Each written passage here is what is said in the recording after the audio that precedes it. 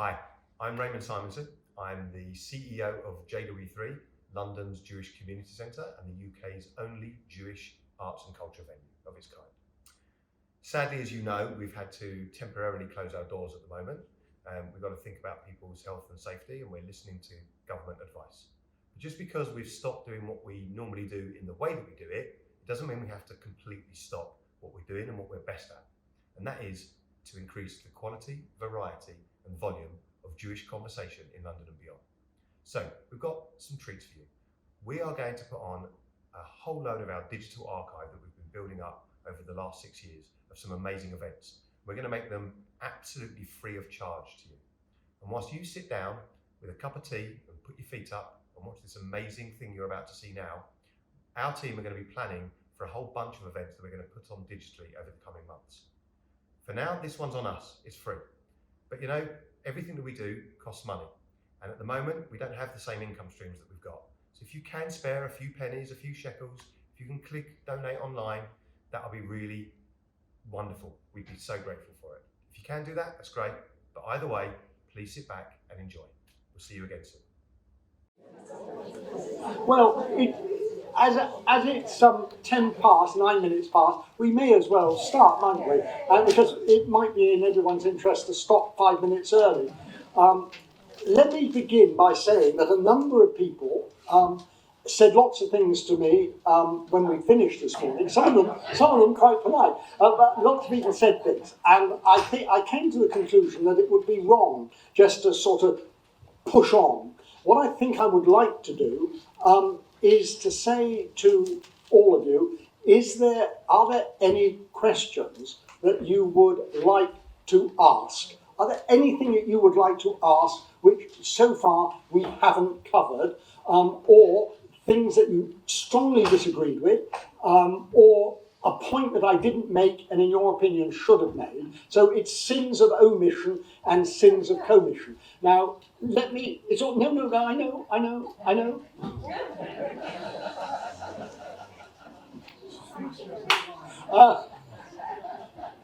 When you're in adult education, you learn you never win. You just lose in different ways. But I wanted to give people opportunity. Now, please bear with me. It's usually very, very easy with groups here. Because people say to me as a non-Jew, is there any difference in teaching Jewish groups? And I always give the same answer. There is absolutely no difference except one. And that is, you can have a blazing argument in the class with Jews, and people go out and they're friendly and it's not a problem. In a more general group, because they're not used to the idea of debating like that, you go out and you're walking with your back to the wall in case the knives come in. And in a Jewish group, you never worry, and I don't worry about being rude back when people are rude to me. It's much more fun. But would you just bear in mind there are other people in the room who may not want to hear your extended view on life in Britain in 2019. So if you can restrain your comment, if it's a comment, to a short comment, and a question to a short question, then I will be grateful, because I need to move on after that. I've got Peter with a hand up who I can see. Very quick question. Is proportional representation a possible solution to the problem of democracy in your opinion?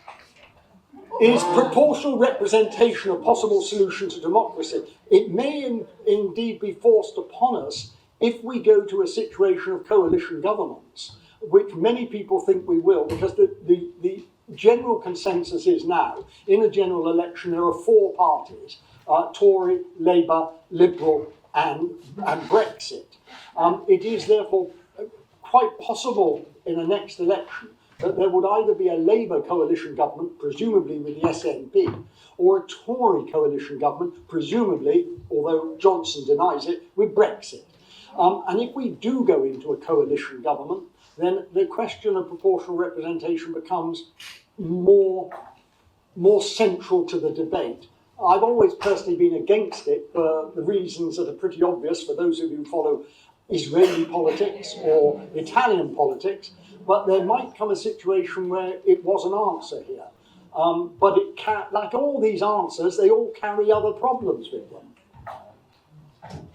I mean, it was something you touched on this morning that I think you emphasised. As a a Republican, I agree with you, strangely enough, that the Queen is an element of stability, but only while she stays out of politics. If she is forced with a decision about proroguing Parliament, I think that could A, bring down the monarchy, and B, provide additional instability in this country. It would provide increasing instability if the monarch was Charles and he had to make a decision like that. I think the Queen will be very well advised, in the sense that what I think might well happen is she would take advice, for example, from the Privy Council, or she would take advice from all living prime ministers, of which she has, now, 5, 3 Tory, 2 Labour.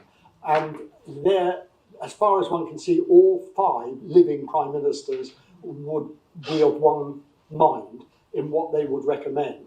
So I think there are ways that would be acceptable to the country out of the problem, but you're never entirely sure that it will work like that. It doesn't always. I just think that her death will be a huge... It may lead to a republic. I think that's unlikely, but it may nevertheless create a crisis. And the crisis in the monarchy may, of course, lead to Charles having to step down. That's possible. But we are again in uncharted waters with that. But I don't think there's any huge support. In fact, we know there isn't a huge support for a republic in Britain. I think the vote would be strongly in favour of a monarchy. But we'll have to wait and see. Things happen in different ways, don't they? They don't always work out exactly as you think they will. There was, please, Linda. 1, 2, and then I've got some people. There was somebody in. 1, 2, 3. Yeah. Will the political career of the MEPs be ended once they come out of Europe? Yes, they will come out. But of course, they will come out with a pension. Sorry? A large one. Makes you very cross, really, doesn't it? They at the moment we come out, they cease to be MEPs, and any British civil servants will cease to be British civil servants. They may be able to continue because some posts are not linked to governments. If the EU were minded to do so and employ them as bureaucrats, that seems unlikely. I think they will simply get rid of. I think they'll get rid of most of them, to be honest. And 1, 2, 3. Yeah, well, could you expand on what you said a little earlier when you referred to the problem of Charles's wife and why that might be different to William? The other William. Because of the support for Princess Diana, there's a view that she should not be queen. But the law of the land says that the wife of the king is a queen, period. To change that, it would require legislation, I think. To have legislation would require legislation in every country of which Charles would then be king. This is the same problem there was with Canada when William Hague messed it up. The problem with Canada was when we said that women were taken in the line of succession in terms of birth. In other words, Charlotte will come before Louis. Canada failed to get the legislation through in time, and there was a moment in which, had all of them died, and it would have left Charlotte as our queen. Well, they wouldn't have had Charlotte as the queen. They would have had Louis as their king. And it was a short gap, but no one had worked out in Britain that you couldn't allow. That's the sort of problem that might be. He says she might become princess consort. Well, if she does, he would have to go through legislation. Prince Albert was prince consort because that was in the gift of Victoria. She could make him whatever she wanted, except king. Like the Duke of Edinburgh was never made prince consort. That's entirely a matter for the Queen. But when it's a king, it's like teaching primary school children. The wife of a king is a queen, period. And she will be queen. If he wishes her to be princess consort or whatever else, then it will require legislation. And that legislation could, if there's a Labour government, raise the whole issue of the monarchy. That's why it becomes tricky. 1, 2, yeah. You talked about the decline of manufacturing, etc., in Bristol. Yeah, Since Thatcher, the relative decline stopped. it did.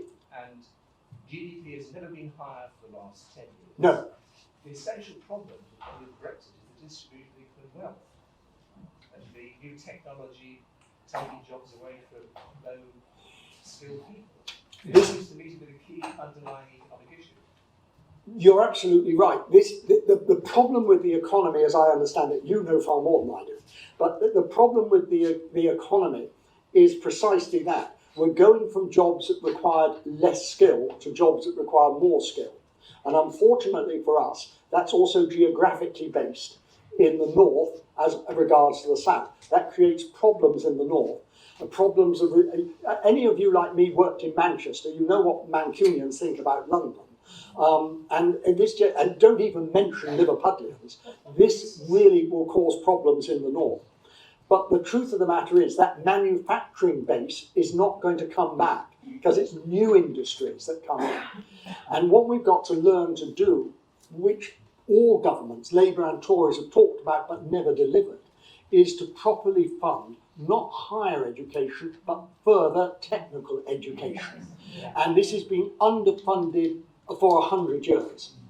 And I speak from experience, having worked in further education. It really is disgraceful, the lack of funding.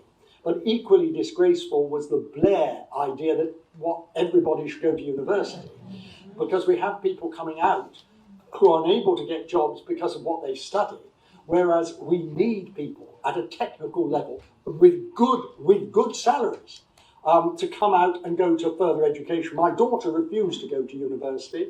My son did, and she said she didn't want to waste her life like he wasted his at university. She refused to go. She did technical education part-time. She got an extremely good job, well paid, etc., etc. There's a lot to be said for that. But and when we close industry down, then the mistake in the past has not been to put in retraining programs. We have to put in proper retraining programs that lead to proper jobs. If, for example, the car industry, which is under threat, where it goes pear-shaped in towns which are heavily dependent upon the car industry, we have to spend money on technical education to retrain people in order to do jobs. And we may have, of course, outside of the EU, the government will have more power to put money in to government-backed projects, government-backed industries, seed corn money in a way that's quite difficult from time to time within the European Union regulations. So there is possibilities of that. But it seems to me, you may well disagree, but the Labour idea that you can somehow create manufacturing jobs out of the air seems to me pie in the sky. I can't see. And you're right, we lead the world in all sorts of technical developments, in strange things like cinematography, for example. Strange in the sense that you wouldn't think it had many jobs, but it does. There's all sorts of things that we could do, but it requires a view about how you see Britain. And we have yet to have a government of whatever colour that understands and tells us clearly where it's taking us and is prepared to put money into it. It's no good talking about training, as all governments have done, without putting money in. It's actually a major scandal. There is a slight problem with Brexit, is that many of the capital costs of colleges of further education in recent years have been entirely funded by EU money. And that's a problem as we come out, because the government has money to do it. That's not the issue. The issue is whether we have a British government that's committed to technical education in the same way that the European Union, led by Germany, was, and we could, technical further education in this country could hang on to the coattails of the Germans by getting the European money. Without that European money, would a British government commit money, which it's got? Because the story from 100 years is we've never committed money to technical education. So there are major issues. Now, every Prime Minister has talked about it. Boris has talked about it. The proof of the pudding is, will he do it? Because at the moment, there isn't. And those of us who've been in education are not overwhelmed by the appointment of Williamson as Secretary of State. the late Defence Secretary. That raises all sorts of problems. If you know Williamson, tell him he's got to put money into technical education. There was one in the front, and then I'll move on. William, you mentioned the possibility of the collapse of euro. Should this come to pass, what ramifications would there be for us? That's a very difficult question. I mean, I don't know that I'm not qualified to answer that question.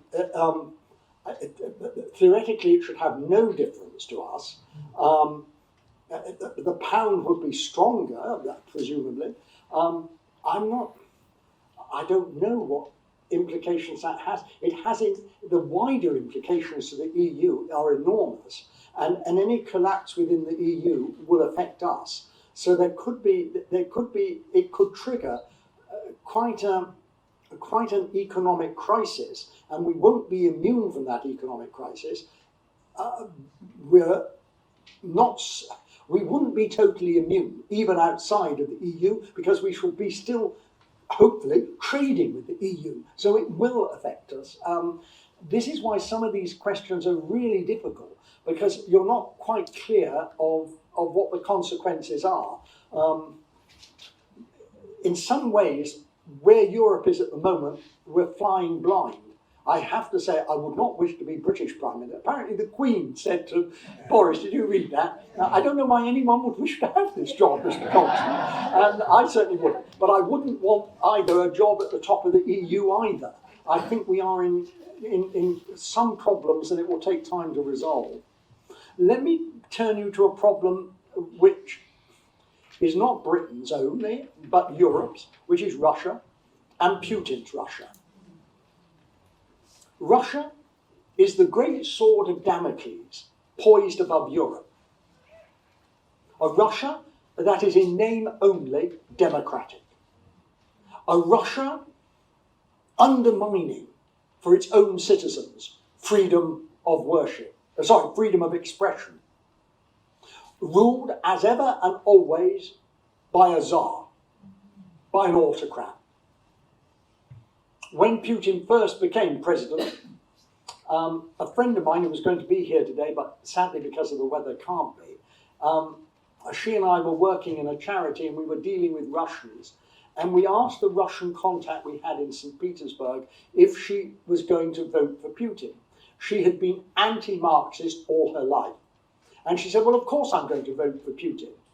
And we said, but how can you? He was a member of the KGB. He's authoritarian. And her answer was, he is the only czar Russia has. And that tells you everything. But this is a Russia, undemocratic, undermining internal freedoms, ruled by an autocrat, and heavily armed. A Russia using modern technology as well as old-fashioned cash to influence Western democratic elections. That's really very troubling. A Russia that is annexed part of another country, another European country, the Crimea, which it annexed from Ukraine, and today Crimea is an integral part of Russia. Russia has further set up puppet regimes in South Ossetia and Abkhazia, which are technically part of Georgia, as well as a puppet regime in East Ukraine, which threatens democratic Western Ukraine. Russia is a problem. Russia has always been a problem to the West. Russia has always, since the time of Peter the Great in the late 17th century, Russia has always tried catch up with the rest, and it spent huge sums of money in attempting to catch up. Peter the Great, and then of course in the Cold War, and now Putin in terms of arms. And it's never caught up, because every time it's come within touching distance, Europe, Western Europe, sprints ahead again. And Russia is left with this terrible sense of, in a sense, failure. In a terrible sense of being second best. And they don't like seeing themselves as that. Well, no one likes seeing themselves. And today, many commentators believe that we are in what is called a new Cold War. and others call the situation Cold War Mark II. You'll see that in the press increasingly. Cold War Mark II. And Simon Jenkins writes of this problem in this way.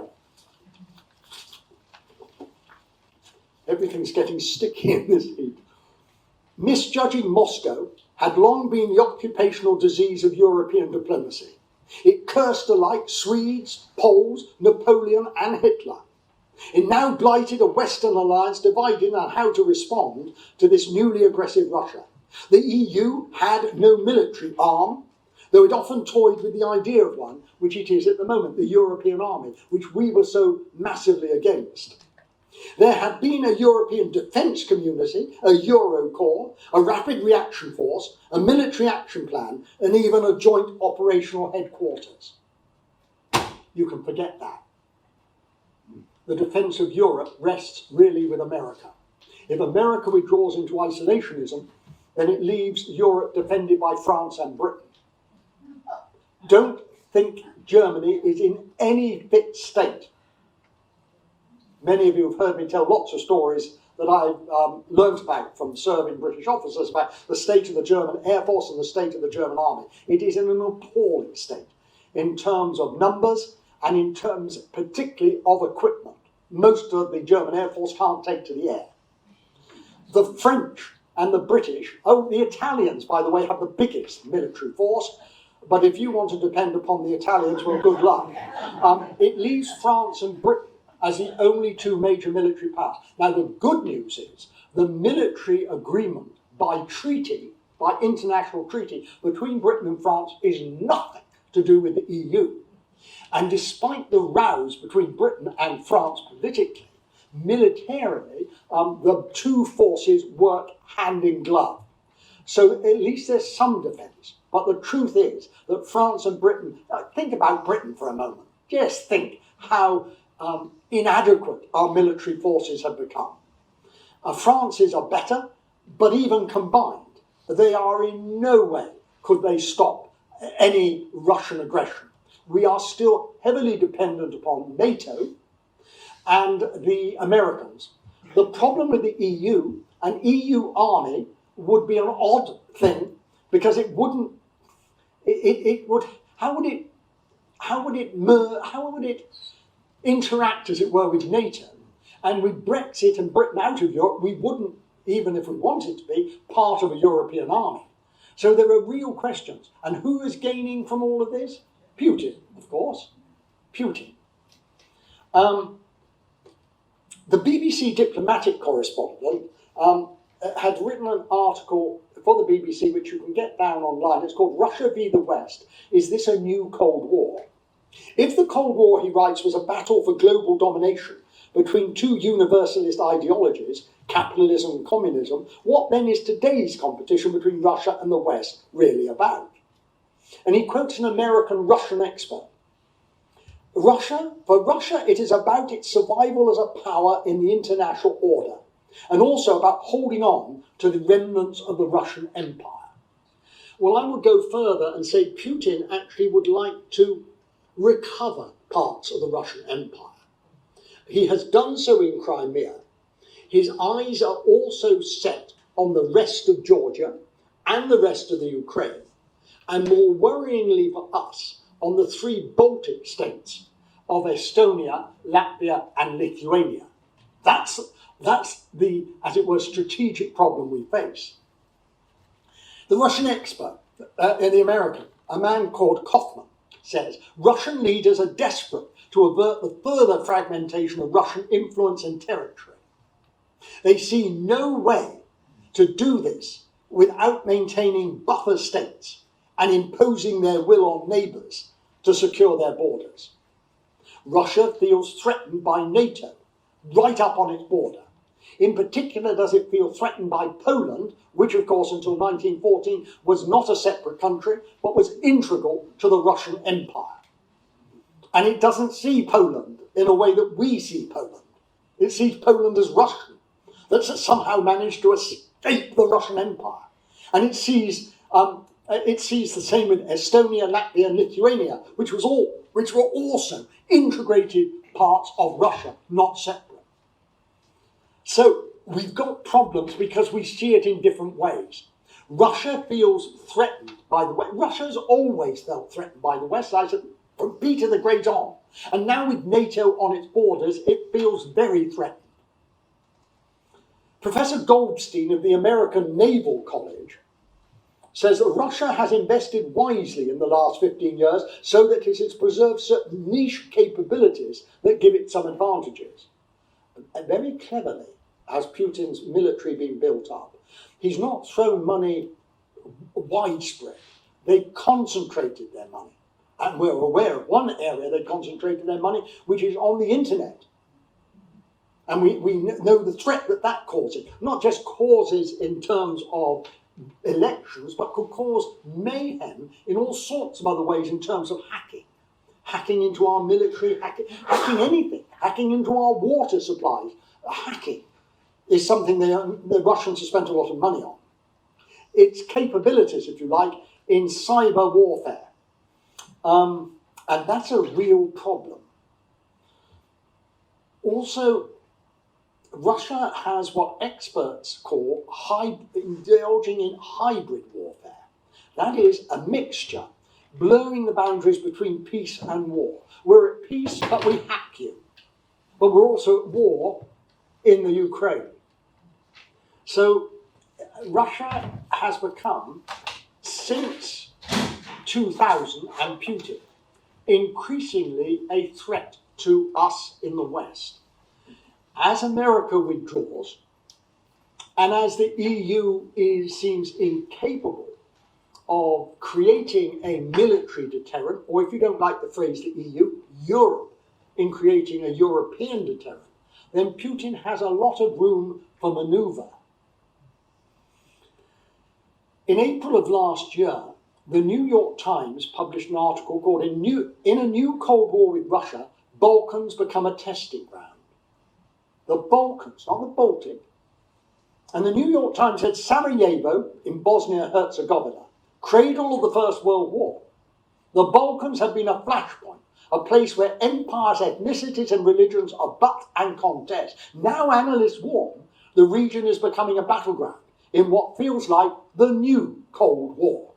Russia, say experts, is expanding its influence and magnifying ethnic tensions in countries that hope to join the European Union, like Serbia. Its involvement has already spurred Brussels to revive dormant aims for enlargement. It is also prompting fresh attention from Washington about security risks to NATO members. But the problem here is if the EU expand into Croatia, Serbia, Montenegro, Kosovo, that does not help the EU. It creates more people and more governments that will require EU money. And that EU money will increasingly come from Germany. And if I said before the Germans aren't happy about paying with us coming out, they certainly won't be happy about paying the Serbs, that's for sure. So EU expansion is not really an answer to Russian involvement. At least I don't think so. But then if we are not involved and we do not pull them into the EU and into Europe, then Russia may have a free hand. After all, what would have happened if Ukraine had been a member of NATO? We could not, we legally could not have stood by over the Crimea, let alone East Ukraine, but we stood by in a sort of Chamberlain way. It's a country far away about which we know little. Ukraine, not a concern of us. But if it had been a member of NATO, would we have deployed troops? Well, would we have deployed troops if the Americans hadn't? Oh, well, come on. Come on. What? A joint Italian, Romanian, Greek force in Crimea? Or a Lithuanian, Belgium, Luxembourg Defence Force? See, this is our problem. The problem of Europe, but it's also the problem of Britain. Remember that Queen Elizabeth I once said, if the enemy on the shores of northern France, England will be next. We can't just sit back and say, well, that's the EU's problem. Let it become all a Russian satellite, what does it matter to us? Well, it matters a great deal, because we're next. What would have happened if, when Russia imploded, the West had been more helpful to it? Are we?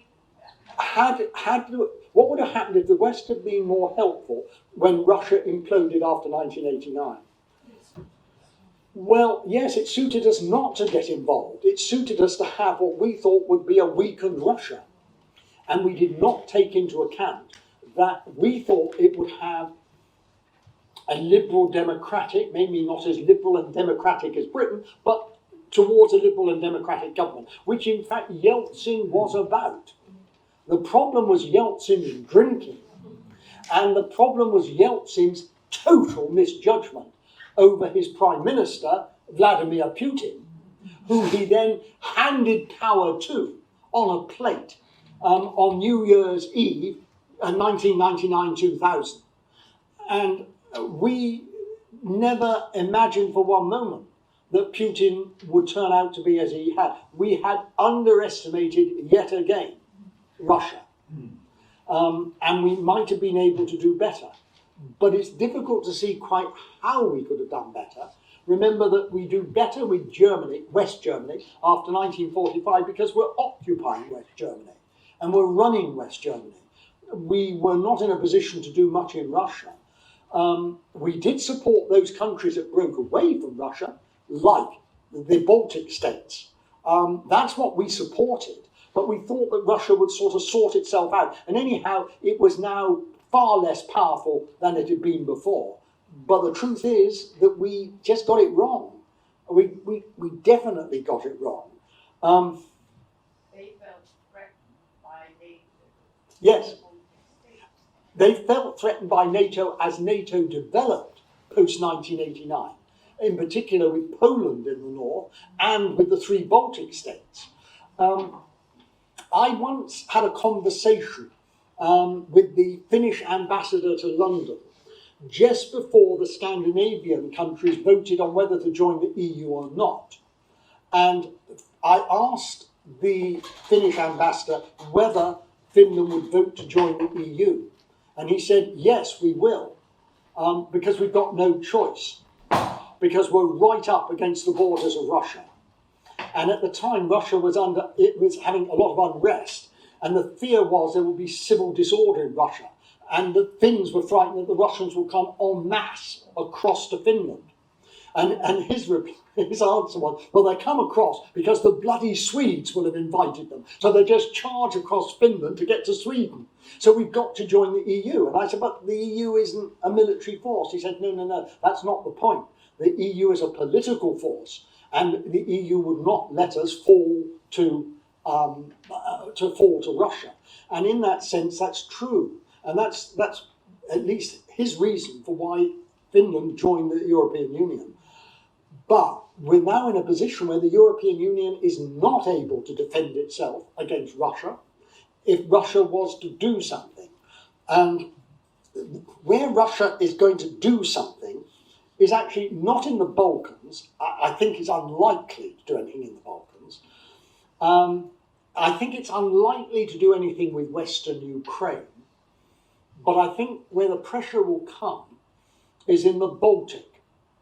That's where most of the security of NATO and most of the European NATO forces are deployed, around the Baltic and in Poland. Now, I gave everyone a map. Now, I'm sorry that the map is not an English map, but it's the best map I could find. I'm sure you can all read it. Rusland is Russia. Estland is Estonia. Letland is... Have you got a map? Yeah? Yeah. Letland is Latvia. Lithuania is Lithuania. Kaliningrad is Kaliningrad, formerly German Königsberg. Poland is Poland. And Weiss-Russland is the odd one. It's Belarus. So you've got Russia and Belarus, Estonia, Latvia, Lithuania, Kaliningrad and Poland. And on the left, the Baltic Sea. Okay? Now, Poland, Lithuania, Latvia and Estonia are all part of the European Union. Russia and Belarus are not part of the European Union. And the enclave of Kaliningrad is Russian. It is this peculiar bit of territory lying between Poland and Lithuania, both members of the European Union, but Kaliningrad is Russian. And they have poured military resources into Kaliningrad, and the Russian Baltic Navy is situated in Kaliningrad. Kaliningrad is, now, at one stage when Russia was very weak, Germany offered to buy Kaliningrad, and the Russians turned it down. Putin would never sell. Putin's ex-wife was born in Kaliningrad, which I think is not insignificant. Let me say again, Kaliningrad used to be German Königsberg, okay? Now, if you look at the map, there is a wiggly line from Kaliningrad to Belarus. Do you all see that wiggly line? Which is quite a big, thick line, thicker than the national boundary. It is a national boundary between Poland and Lithuania. It is a national boundary, but it's drawn thickly because it's known as your map says, the Sawaki Corridor. So everyone's found that on the map. If you haven't, asked somebody next to you to point it out. Now, this is of vital... Can I ask how many of you had heard of this before today? Two.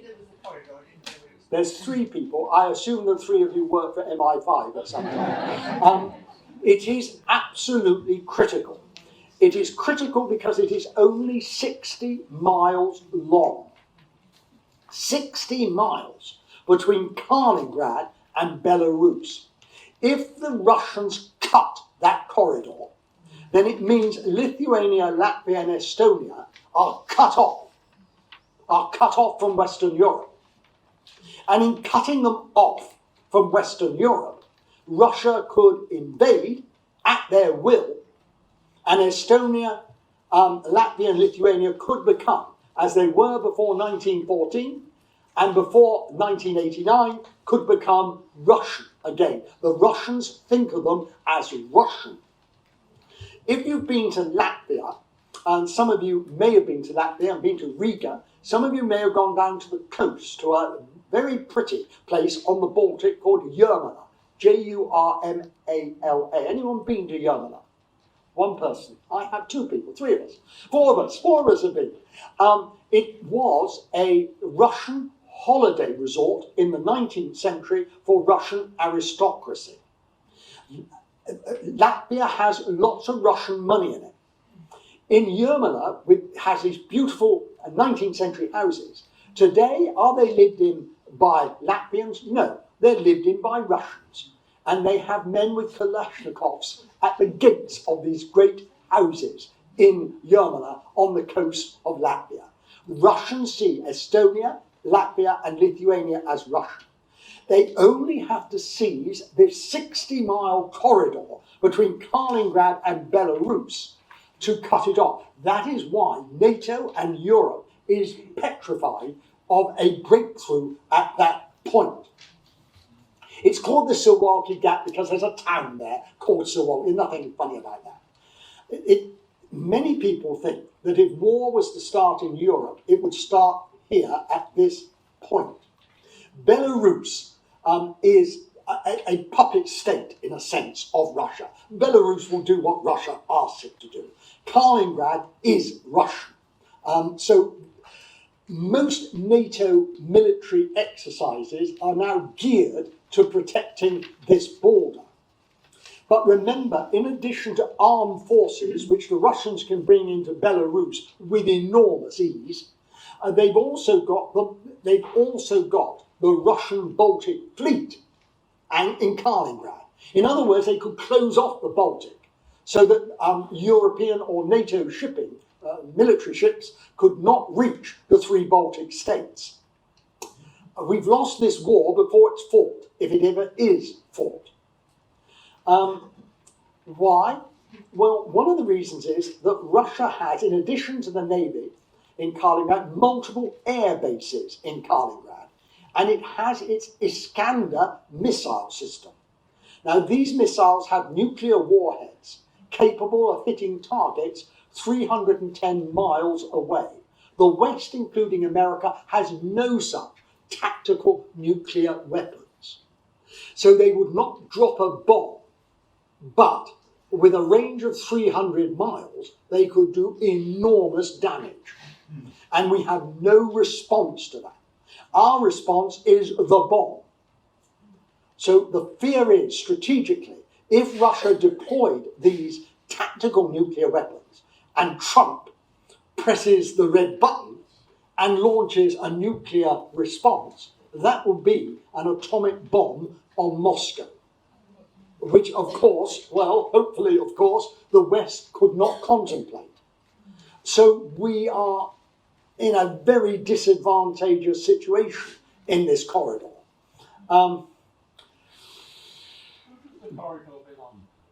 The corridor is simply the corridor between, part of it is Poland, part of it is Lithuania.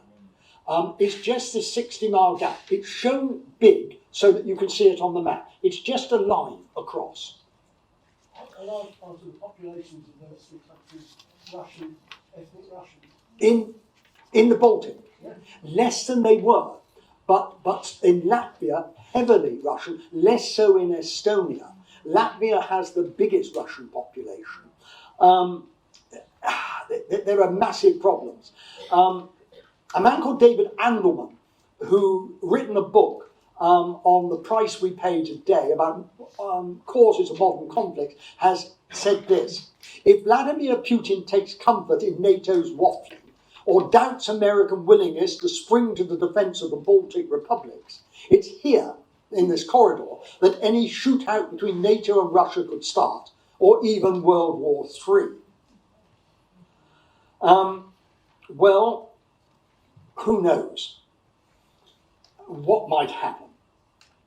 But we know that this corridor is a very serious problem to the West. It's not something that our politicians are going to talk about. Do you think Dominic Raab, as Foreign Secretary, is on top of this as he takes office this morning? Do you think the new Defence Secretary is on top of this? One hopes so, because this is serious. And if you just smile at that and say, "Oh, come on, don't be so stupid," they'll be up and running within a week. What do you think? If Putin was ever going to strike, when does he strike? When we're not worried. This week.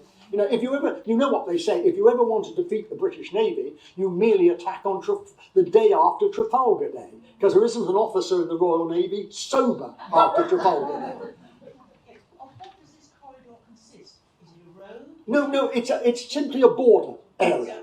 It's a border area with towns, roads, agriculture. So it's not straightforward. No, it's just a border. The point of it is only 60 miles long.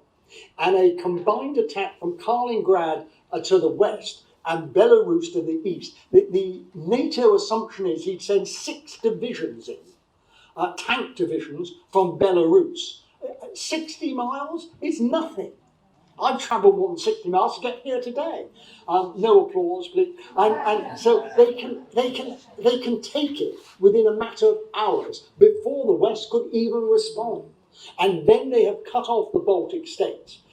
So maybe what you would do, the scenario is, he would send divisions in from Belarus, he would send divisions in from Kaliningrad, he would control the airspace through the air in the Air Force's bases in Kaliningrad. He would deploy the Baltic fleet to cut off the 3 Baltic states, and at the same time there would be an invasion into Estonia southwards towards the break of the corridor. And up until a year or so ago, if we deployed armies, you had to ask permission to go through the next country. So Britain has to ask permission to land in France. France and Britain then have to ask permission to enter Belgium. They then have to ask permission to enter, and it took, they have actually, I mean, I know it sounds stupid, but they have actually now overcome that. And if there was a situation which troops had to be deployed, you can simply go straight through allied countries to get there. But even so, there is a possibility that he could strike when we're unprepared. remember 1956 and Suez, and when the Russians went into Hungary, and there was no response from the West at all, then this is the fear here. Now, Lithuania, Latvia, and Estonia have built up their own armed forces, but they how long would they be able to hold the Russians at bay? About 24 hours, I guess. Now, the other problem is there aren't German forces that can be rushed to that border that will be any use at all. They simply aren't up to scratch. Now, you've been reading about the German defense minister who has now taken over the leadership of Angela Merkel's party, who was heavily criticised in Germany for the way that she had allowed the German defences to fall. The new German Minister of Defence has been under equal criticism in Germany. I mean, you think our defence ministers have been criticised? Nothing as compared to Germany. You think our forces are small but effective. Germany's are totally ineffective because of the lack of resources. The other reason, of course, is that Germany has had problems in recruiting because of the experience of Nazi Germany. It's not an attractive thing to go into the German army or the German Air Force. So they've had problems in recruiting, but their major problem has been in equipment. And when I say the aircraft can't take to the air, I said that about 3-4 years ago now to a British colonel at an event we were both speaking at for Remembrance Day in Colchester. And I said to him, he'd just come back from North Germany. And I said, am I right in saying that we should be worried because the German Air Force can't take to the air because it doesn't have any replacements for broken machinery? He said, absolutely. He said, but you're absolutely right. He said, but what you should really be worried about is the German army. He said, I've just spent 3 months with the German army and it isn't prepared for anything. And he went on to say that the only defence of Europe is, as I've said, which is what everyone says, is Britain and France. Now, maybe Germany will change, and Germany will have to change if America increasingly becomes isolationist. NATO is really important, and that's a good reason for why Britain opposed the EU suggestion of a European army, because although that sounds good, it isn't if it gives the Americans an excuse to withdraw from NATO. Trump has been on, and rightly so, about how Europeans don't pay enough for NATO, and we are about the only country that pays its full whack to NATO. Do you begin to see the complications of all of this, which are political? And you say, yeah, but William, we're not going to go into a third war. If you lived as a Ukrainian in the Crimea, or in East Ukraine, or as a Georgian in South Ossetia, you would not be sat there thinking this is pie in the sky. You've seen the Russian tanks move in, and the Russian tanks would move in again. Incidentally, the Russians in the Cold War built what they called in Latin the Via Baltica, which was a splendid road that led from Russia itself straight through the Baltic states, big enough to carry tanks and straight down through Poland to Germany. I've been there, some of you have been there, some of you may have seen the Via Baltica. It's still there. The Russians could still drive their tanks straight down through the Baltic. So it is serious. This is a cutting that I took from April this year from the Times. NATO will strengthen its presence in the Black Sea region to counter a Russian military build-up as a new arms race develops on Europe's eastern flank. That's the other problem. Putin isn't going to just attack in one place. He will attack in 2 places far apart.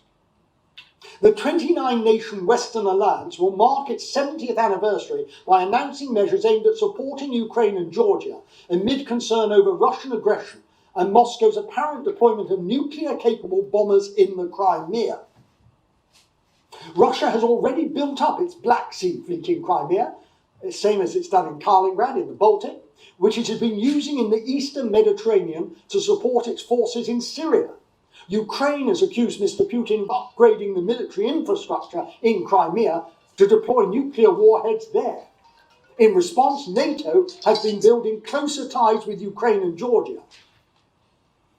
NATO's weak spot however, is the northeastern European fringe and the Sawaki Corridor, a 60-mile wide strip of land connecting eastern Poland to the Baltic states. A lightning advance by Russia through the area could cut the NATO member Baltic states off from the rest of the bloc. NATO has already beefed up its presence in the area, stationing more than 4,000 troops around Sawaki.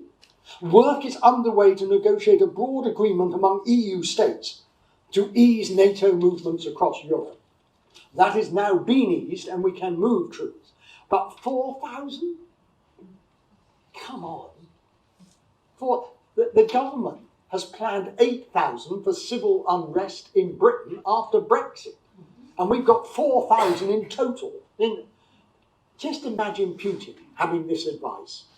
And given half a chance, mighty just chances are, mighty. Well, look at it from a Russian point of view. Look at it from a Russian point of view. This is, I'm reading, I wrote it in a notebook because I was so impressed by this fiction book, Red War. And this is a Russian speaking in this fictional book. Russia is being encircled by its enemies. The Baltics are gone and Finland's military is increasingly coordinating with NATO. If Ukraine falls, then it's likely Georgia won't be far behind. Belarus will be all that remains of what was once a significant protective barrier for Russia. The last time we showed weakness to the West, Hitler murdered millions of our people and hung their bodies from trees to protect his soldiers from the wind. And you think, for a moment, if you were Russian, that makes a lot of sense. This is the enemy. The enemy is the West. Germany, Hitler, France, Bonaparte, Poland. Does Russia have some sort of treaty right to use this corridor? No, it doesn't. It does it by sea. Are there any other pressure points? I mean, countries go to war for a variety of reasons, but often where they have no alternative, and it's a win-win situation. Well, it was a win-win. Financial pressure on Russia from the West? Or can we put pressure on Russia? No. Other pressure points? No, I don't think there are. For Russia, Crimea was important. And in a sense, Crimea should never have been part of it. That's another story. But the Russians had a real case to occupy Crimea. And if it was put before an international jury, they might well have said, it's Russian. East Ukraine is different, but there's a slight case. The Baltics is where the problem lies. There's also problems on the Polish border itself with Russia. That's where but Russia's Putin would intervene because he wants to create the empire of the Tsars and of Stalin again. He resents what happened in 1989 to Russia, sees it as weakness. Additionally, in terms of security, he wants a cushion, a barrier between him and the West. And he sees these countries as that cushion with the West. So he has reasons. Why wouldn't he do it? For fear of what the West would do to him. But if there was a point at which he thought he could get away with it, which he has done in Crimea, in Georgia, in East Ukraine, he's got away with it. If he thought he could get away with it, the Baltics would fall. Now, how strong would the West be? At the moment, 100% strong. But if America increasingly goes isolationist, think of the Rhineland. Without America, Britain and France back down. And we now know for certain that Hitler would not have advanced into the Rhineland if Britain and France had held firm. But we didn't. And I suppose Putin is hopeful that at some point the West will not think the Baltic states are worth a war over. And in truth, I don't know that we would go to war over the 3 Baltic states. So this is the new Cold War, which could, like the old Cold War, become hot. But instead of becoming hot in places like Vietnam, this could become hot in Northern Europe. And it's getting uncomfortably close. Now, there is a note of optimism about all of this, And the note of optimism is, whatever Putin says, Russia is in a terrible state economically. Vince Flynn writes, Russia is a country in a slow relatively steady decline. Russia is economically falling off the cliff. How Putin can keep power is through all the ways that authoritarian states use, but also on pointing the finger at the West.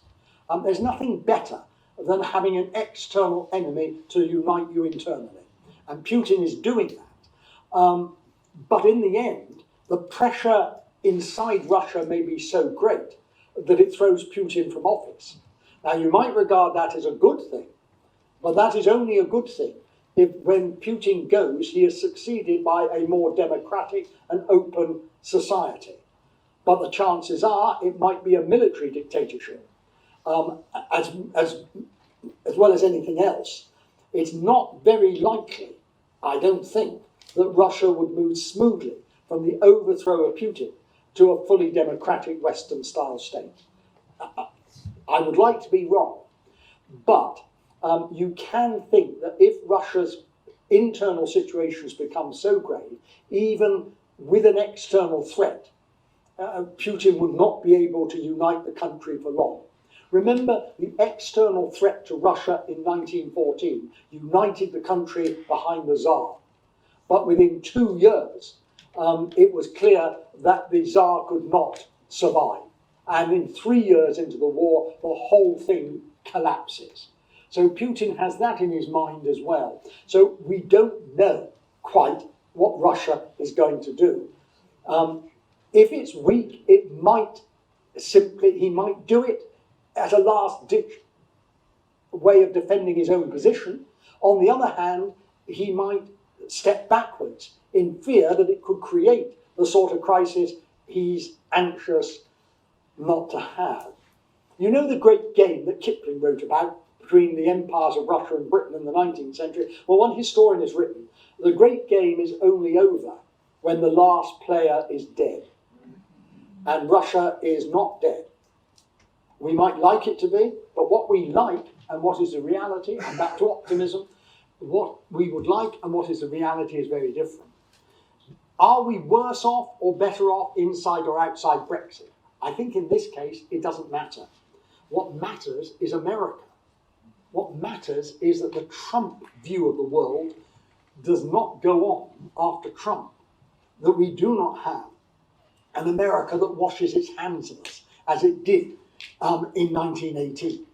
Because if it does, I think we are in real trouble, whether we are in or out. Because if there is a European security force of any sort, it would have to include Britain, as it does with the treaty with France. Well, that's a long story about Russia, but I think Russia is important. I've been talking about Putin now for years, and every time I talk about him, the situation is worse than the last time I talked about him. It's worse for Russians living under Putin, but the threat to us in the West is greater. Hi. You say the Europe imports a great deal of oil from Russia. If the Russians are in a bad economic state, then such a sanction against Russian oil would be very damaging indeed. It would collapse the German economy overnight. Germany is totally dependent, and that's the hold that he has. But of course, civil unrest following a coup d'etat on Putin could also cut.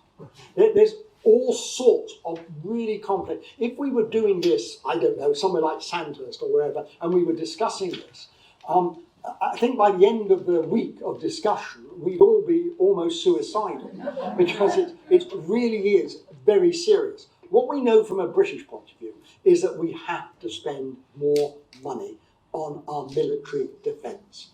But that also means more money on cyber security. Yes. And although we are spending more, what the experts are saying, what the military chiefs are saying, is we're not spending even now enough. That is under conservative governments. Think for a moment if it was a Labour government under Corbyn. And then you begin to really worry about what the situation might be. Well, perversely. So I got. What about the way that Russia is weaning Turkey away from NATO? I was trying to avoid talking about Turkey. Turkey is a huge problem. The population of Turkey is massive. If Turkey joins the EU, which incidentally Britain was in favour of, there would be a mass migration of Turks to Western Europe, of which the Germans are petrified because of the guest workers brought in from Turkey after the Second World War. And the Germans are very racist about Turks. We have been allies of Turkey since the reign of Elizabeth I for trade reasons, except during the First World War when we managed diplomatically to make a complete ... of our relations with Turkey. So Turkey is a problem.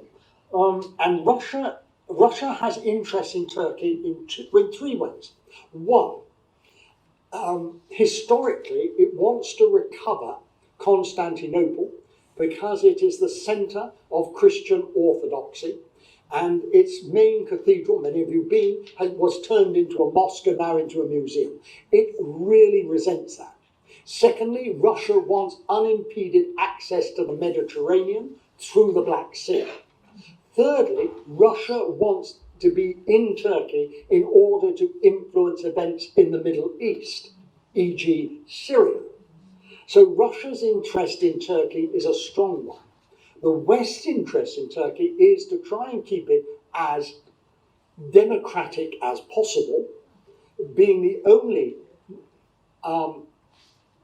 non-religious, in terms of constitution, non-religious Islamic society in the world, thanks to Ataturk. It's a lay constitution, but it is an Islamic society. So Turkey is a huge problem. And I don't know quite how, and of course it's another problem for Europe because of the influx of refugees through Turkey over that short bit of sea into Europe. It's what the Greeks fear. And then, of course, remember that the Greeks and the Turks were fighting in the 1920s. And what did the British Prime Minister of the day want to do in 1922, Lloyd George? Take us to war against Turkey in support of these lovely Greeks. The Tories were horrified we would get involved in a war. And they set up a backbench committee and ordered their leader to withdraw from the coalition, hence the 1922 committee of the Tory backbenchers. So I can't tell you what's going to happen in Turkey, but you're right, Turkey is an issue. It's a major issue. So you see, wherever you look, there are huge problems. That's why I said Europe is in crisis. And remember, Turkey is in Europe. It's got that bit of land over the Bosphorus. Otherwise, it couldn't enter the European Song Contest if it didn't have that. It's very vital to Turkey. And for football, really. Oh, and all, you know. But no, Turkey is. So let me turn the page over now. So we talked about a whole range of things. And I haven't really talked about the elephant in the room. I hope somebody hasn't just woken up and think I'm talking about that. The elephant in the room, whether the room is labelled Britain, whether the room is labelled Europe, or even if the room is labelled the world, is the environment. We are potentially facing a world from which humans could disappear. Or to borrow the title of a recently published and excellent book, if I can find it, amongst all my papers. Those who know me well know I always lose things when I just scatter everything. My wife refuses to go into my office at all. It's called The Uninhabitable Earth by David Wallace Wells, and it's subtitled The Story of the Future. And Wallace Wells talks about the uninhabitable Earth, that it's going to be so uninhabitable that humans disappear. And he writes this right at the beginning of his book. It is worse, much worse than you think. The slowness of climate change is a fairy tale, perhaps as pernicious as the one that says it isn't happening at all, and comes to us bundled with several others in an anthology of comforting delusions, that global warming is an Arctic saga, unfolding remotely, that it is strictly a matter of sea level and coastlines, not an enveloping crisis sparing no place and leaving no life underformed.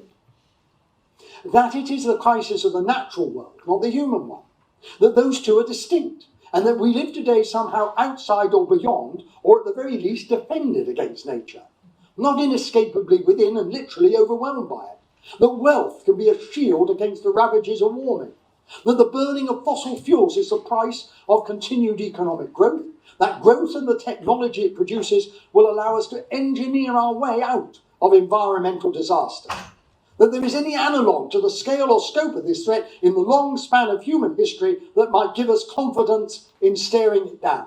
None of this is true. Now, this is a polemical work, and so it's over-egged in one sense, but it will be quite wrong to think that it's useless and valueless. It isn't. This is a real crisis. But we need, I think, to refine the term. This is a problem with lawyers. They always want to refine terms. I think we should refine the term environment, or at least we should distinguish different aspects of the one problem. One, we have climate change. Two, we have global warming. Third, we have declining biodiversity. Climate change, global warming, biodiversity. These are the three problems facing us under the general heading environment. Climate change is, as described in the book The Uninhabitable Earth, in this way. If I can find the right page, which I have, it's this. All science is speculative to some degree, subject to some future reconsideration or revision. But just how speculative varies from science to science, from speciality to speciality, indeed from study to study. Within climate change research, both the fact of global warming, about 1.1 degrees Celsius since humans first began burning fossil fuels, and its mechanism, the greenhouse gases produced by that burning trap heat radiating upwards into the planet's atmosphere, are at this point established beyond any shadow of a doubt. Exactly how the warming will play out over the next decades and then the next centuries is less certain, both because we don't know how quickly humans will drop their addiction to fossil fuels, and because we don't precisely know how the climate system will recalibrate in response to human perturbation. So what exactly then is the difference? Global warming, a definition. Global warming refers to the long-term warming of the planet since the 20th century, most notably since the late 1970s, and due heavily to the increased use of fossil fuel emissions since the Industrial Revolution. And who was responsible for that? We were. Global warming. What is climate change? Climate change refers to a broad range of global phenomena created predominantly by the burning of these fossil fuels, which add heat-trapping gases to Earth's atmosphere. These phenomena include increased temperature trends, but also encompass changes such as sea level rise, ice mass loss in Greenland, Antarctica, the Arctic, and mounting glaciers worldwide, shifts in flower and plant blooming, and extreme weather events. You may follow Mr. Trump and believe all this is nonsense, but if you read the evidence, that's why Trump is a populist, don't accept the evidence of professionals. If you accept the evidence that's overwhelming, we are facing global warming and we are facing climate change. We are sat here, for goodness sake, on the hottest day that Britain has ever had recorded. This is incontrovertible, and the end is not a good one. We also have declining biodiversity, the dying out of species. And we know how dangerous that is, particularly, for instance, in the plant kingdom, where many of the drugs that we use to protect and prolong lives come from the plant kingdom. We are very interested in biodiversity in Britain now, and we are consequently developing a concept of rewilding. Rewilding, putting wolves back into the natural landscape. putting lynx back in Scotland, putting beaver back in the West Country. A new book's just come out, which I bought but not read, called Rewilding. And it says it's about birds, but it's about a lot more than birds. Down where I live in Sussex, there's the Crep Estate. And there's been a book written about that, where they're trying to rewild part of Sussex. There's all sorts of questions about rewilding and how that marries into the fact we need to produce more food. We've got very difficult questions to answer on this island about how we use the land on this island. We've got environmental concerns, but we've also got food concerns. You've got to put, interestingly, Rory Stewart, the ex-Conservative minister, has written very interestingly about the link of how you reconcile the issue of the environment and its protection and safeguarding and the need to produce more food. And he gave a talk last weekend in his constituency in Cumbria at a country fair. Rory Stewart is a very interesting man. Whatever party you vote for, he's very interesting if you follow him on Twitter. He says fascinating things. And he'd said this after I'd prepared this lecture, and I thought, actually, that's the problem. None of these are simple things. If they were simple things, people would answer them. And it's the balance, and that's what we pay politicians to do. But before politicians can do it, they've got to understand the problem. And there aren't many, I'm sorry to say, in any political party like Rory Stewart, who's intelligent enough to know what the problems are, let alone the solutions. But you've got to identify the problems before you get to the solutions. And if you say, well, all this is new and it's all rubbish. I went back, I kept a note of every book I'd read since I was in school as a teenager. And I noticed that that shortly after, just before I left school, I read Silent Spring by Rachel Carson, and I read it in 1962. And I met lots of you read Rachel Carson's Silent Spring in 1960. I remember being interested in it, but not worried by it. I thought it was an interesting book to read. I put it aside and read other books. And only thinking about what I was going to say, it dawned on me that I had read that book, but it hadn't really sunk in the way that we are quite clear that today this is an issue. We know that with climate change, with the environment, that young people are now taking to the streets. Now, the problem here is that young people's enthusiasm and drive has been manipulated by adults for their own reasons. And that is a real problem. Well, I don't want to say that the children were naive, that would be foolish to say, but their youthful enthusiasm, I would say rightly, a rightful youthful enthusiasm has been taken over by people to manipulate them. And there's been quite a lot of stuff in the press. So don't just say, aren't these people dreadful who are stopping traffic? Yes, they are dreadful. Don't just say they're hypocrites. Yes, they are hypocrites. But think of the deeper message that some of the school children were saying, because their message is the right message. 1.5 million children across Europe went on school strike. They've been supported, of course, by people like Sir David Attenborough.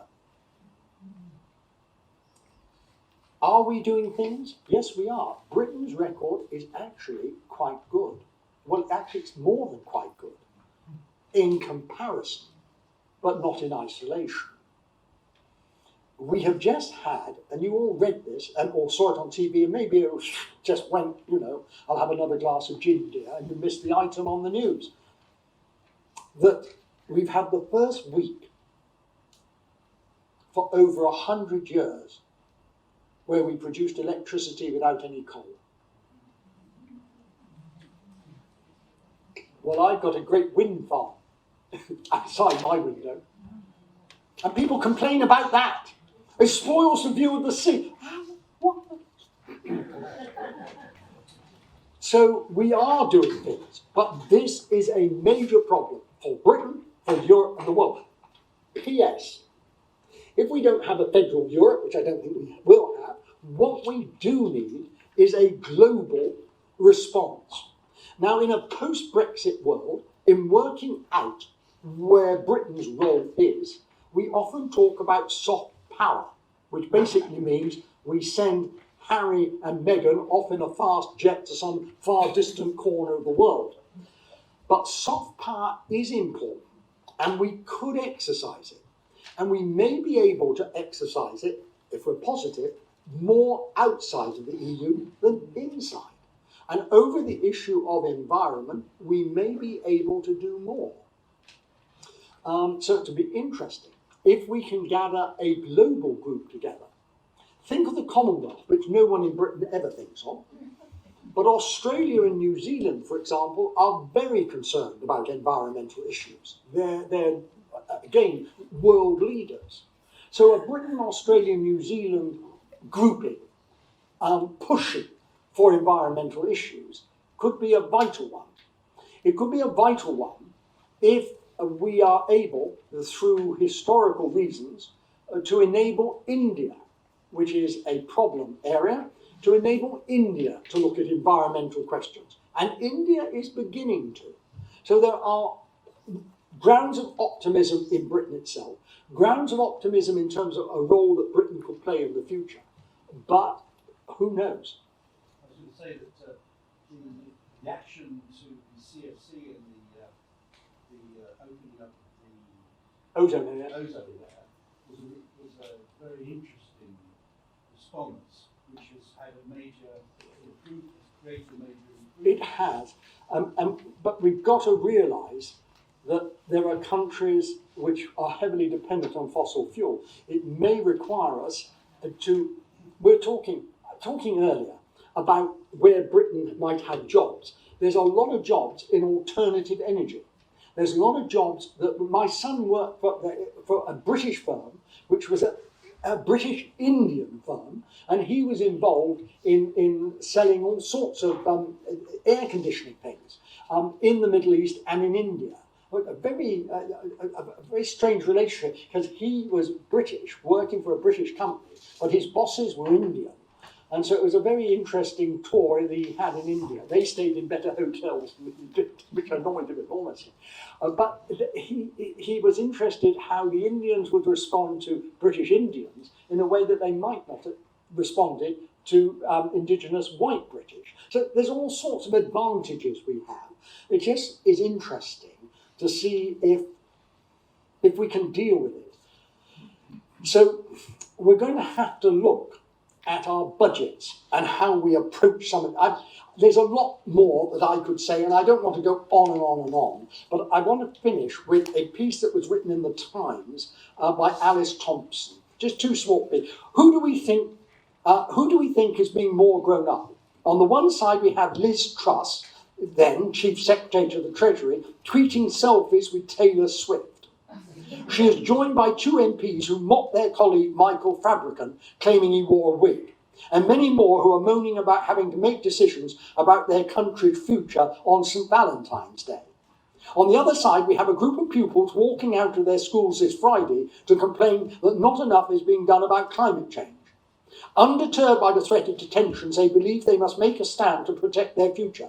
If you read or listened to some of the teenage campaigners this week, or you have some of your own at home, it is clear, I've got a 7-year-old who is, it is clear that the slushy, drippy, apathetic snowflakes whom adults love to deride are more impressive, articulate, engaged than many of our MPs. They're also passionate about their causes rather than their future careers, unlike most of the cabinet. Well, it's an interesting point to make. We should be careful.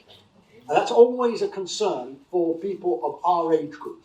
We should always be careful not to dismiss the young and not to say it was better in our day. Some things were, but we're kidding ourselves if we want to go back to the... God, if we went back to the 1950s, half of you would be 6 foot under by now.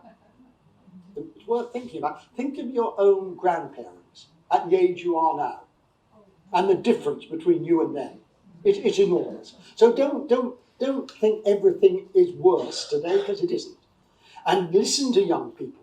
They're young. You can't expect them to have the sophistication in their arguments or the sophistication in their approach that older people might have. But they're the ones whose future is here on this planet when we aren't here. And we need to think about that. And I think that article is very interesting, particularly when it sort of looks at our members of parliament. Does that mean we will have more Green MPs? My daughter and son-in-law live and vote in Brighton, and they had a green council. You won't find two people more engaged with the environment and all the issues as my son-in-law and daughter. Would they vote Green? Not unless they were at death's door would they vote Green, because the Green government in Brighton was a total and complete failure. So the Green Party is not an answer. They had. It's happening again now under a Labour government in Brighton. The rubbish is building up enormously high. Okay, so I've talked and bored you rigid all day, and been so negative. I'm always accused of being negative. I can't help it because the world we live in is a negative world. And I thought, no. I really must make an attempt because I'm not. You won't see me in August. I don't want to send you all away so that you throw yourself off the cliff in August. And I thought, well, I'll call it positivity. And I wrote something about positivity. And I hope you feel it's positive. Without hope, that's the real key word for this last bit, hope. Without hope, human beings are lost. It's what keeps us going. It's the hope. I've got hope that my football team will be promoted this season. I know I'm going to be disappointed, but I start with hope. I have hope at a quite different level about my grandchildren. Hope is important. There's always hope. But sometimes it can prove difficult to see on what basis we can build such hope. Well, we've talked about the environment, and one basis is the enthusiasm and the fact that they're not scarred by life's experience of the young. We're all so cynical. Everyone in this room. We're so cynical. If somebody came in here and said, I'll promise everyone that they will get £1,000 a week increase to their pension. Oh no, we won't. We know you always promise that. We're so cynical, and the young aren't. So there's always hope in the young. So let's look at this crisis in Europe. One, as we saw at the very beginning this morning, crises are like the Victorian poor. They are always with us. We're always going to have crises. The question is, how do we face those crises? That's what the present cabinet this morning has obviously been looking at. How do we face this crisis? How do we defeat this crisis? And if you listen to the new Prime Minister, one of the ways that he spoke was about hope. That's what he was trying to deliver. You may or may not like him, you may or may not think he can deliver, but what he was trying to say was hope. Secondly, although at the time it seems near impossible to resolve the crisis in front of us, life and history go on. We've solved crises before. We overcame the Romans leaving. We overcame the defeat at Hastings. We overcame the overthrow of the Catholic Church. We overcame the Civil War. We overcame the effects of the Industrial Revolution. And in the 20th century, we overcame the horrendous 2 world wars. We can overcome. Let's look first at the political crisis in Europe. The swing to the neo-fascist right. Well, it may not be swinging as boldly as some commentators have said, and in the European elections in May, there was those who thought it would sweep the board. Well, it certainly didn't do that. And Salvini found himself in difficulties in creating a neo-fascist bloc. No, it's not as bad as we think. And even if it is bad, we now have an infrastructure to hold it at bay. We had no infrastructure in 1933 in Europe to hold Hitler at bay. We now are more robust in our defence against neo-fascism. It's no longer Britain and France alone that are the two democracies. You remember the phrase from the First World War, the two great democracies. We aren't the only democracies. We aren't the only two countries to stand up for liberal democracy. Most importantly, Germany does. Okay, it's got a neo-fascist movement, the AfD, but its government is centrist, and it's likely to go on being centrist. The whole point and basis of the EU is predicated on the basis of liberal democracy. And we signed up to that. And if we come out, we're still signed up to liberal democracy. But the European Union itself is a changing institution. And although, as I think, it may well fall in the next 100 years, or at least split, its impact afterwards will last far longer and will be built into Europe's long DNA of a wish to have peace between the European peoples. The goals of peaceful coexistence in Europe, of common action against internal and external threats, and economic security for Europeans remains Britain's target and remains the EU's target. None of that is going to change, with or without Brexit. We aren't going back to some pre-1945 Europe. No, we're not. And what about Britain's own future? Well, we need to be clear what sort of future we want outside of Europe. Big questions will be raised, and arguably should have been answered decades ago. What should be our continental and global military role? How much money should we spend on defence? And where should we spend it? On the Navy? On the RAF? On cyber warfare? And how do we build a global coalition to deal with issues like the environment, which I talked about a few minutes ago? I think the Commonwealth may be a base of that. But the Commonwealth is one of those things that will be in serious jeopardy at the death of the Queen. However much she has tried to influence the future by having Charles declared head of the Commonwealth, and that may not hold. I've always thought the Commonwealth would be much stronger if it actually had a head who was elected, and we had a black head of the Commonwealth. We now have a Muslim Chancellor of the Exchequer. We could have a Muslim head of the Commonwealth, might revive it. The Commonwealth is thought more highly of outside of Britain than inside. We've even had countries join the Commonwealth. Mozambique joined the Commonwealth. Sometimes I find that reality is more extraordinary than fiction. Why would anyone want to join the Commonwealth? Well, Mozambique did. How do we utilise our soft power? The monarchy, which I've mentioned, is part of our soft power for the greater good of the world. Well, Diana did a huge amount in terms of bombs, you remember, of mines. The young princes are doing all sorts of initiatives across the world, not least Meghan in terms of women's education. There's all sorts of ways we could use soft power. And people, despite our low standing in European eyes at the moment and in the eyes of the world, and that's a short-term thing, I'm sure, that people actually respect British views. We have the common language of the world. That's a huge advantage to us. And how do we restructure our farming? We haven't looked seriously at farming since about 1750. We have never been able to feed ourselves from the end of the 18th century. And you all know the story that at a cabinet meeting at the beginning of the First World War, and Asquith is informed that we must at all costs protect by the Royal Navy must protect the import of food. And Asquith said, why? And they said, well, we can't feed ourselves, Prime Minister. And he said, well, what do you mean? He said, when I travel by train, I see lots of lovely cows and sheep. And they had to explain to Asquith that we hadn't been able to feed ourselves for a long, long time, and we can't do it now. But we could.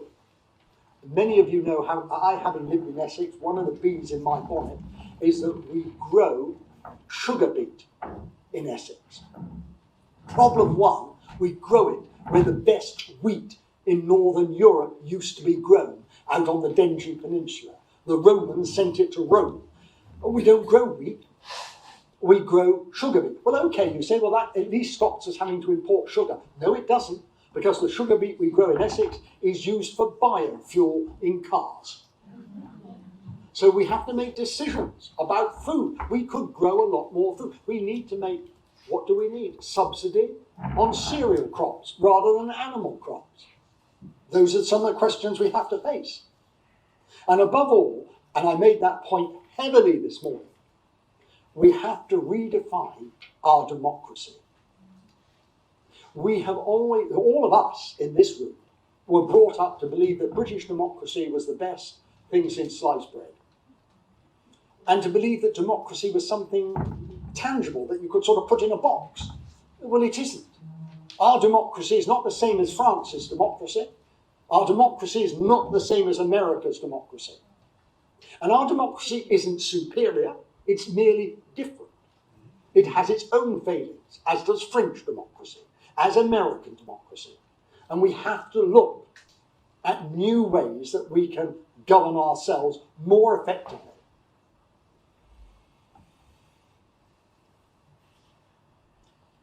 You'll be delighted that I am coming to an end. I know I started early and I promised I would finish. Those of you who know me well, could I get through a whole day without a quotation from Churchill? You're joking. Churchill said in 1947 in the House of Commons, "Many forms of government have been tried and will be tried in this world of sin and woe. No one pretends that democracy is perfect or all-wise. Indeed, it has been said that democracy is the worst form of government, except all those other forms that have been tried from time to time." That's what Churchill said. We should end with some positives. One, European and British positives.